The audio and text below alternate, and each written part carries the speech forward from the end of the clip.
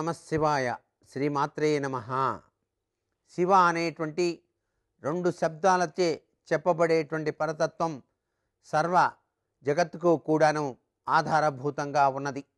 ఆయన లోకవ శంకరుడు కాబట్టి ఆ స్వామి యొక్క అనుగ్రహ కటాక్ష వీక్షణాల కోసం ఒక చెంబెడు నీళ్ళైనా సరే మీరు దేవాలయానికి వెళ్ళి హరహర మహాదేవ శంభో అంటూ ఆ యొక్క లింగం పైన పోసిన చాలు మీ జీవనం ధన్యమవుతుంది. ఇంట్లో స్ఫటికలింగం కానీ, పాదరసలింగం కానీ, బంగారపు లింగం కానీ, లేక పార్థివలింగం కానీ ఏ లింగమైనా సరే ఉంచి మీరు అభిషేకార్చన నిర్వహించవచ్చు.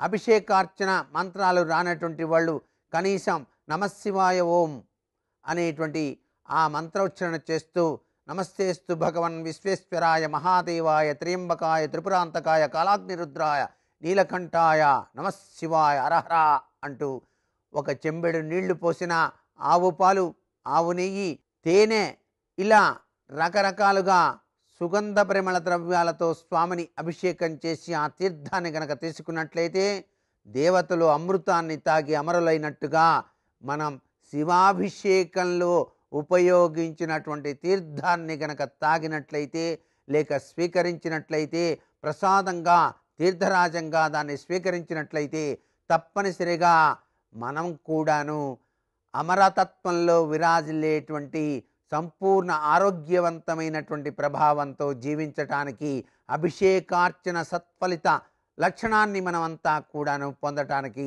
ఆస్కారం ఉంటుంది. అభిషేక ప్రియుడైనటువంటి పరమేశ్వరుని అభిషేక తీర్థం సర్వ మానవాళికి కూడాను సర్వవిధ శ్రేయోదాయకమైన ప్రభావాన్ని ప్రసాదిస్తుందని చెప్పేసి గుర్తిరగాలి.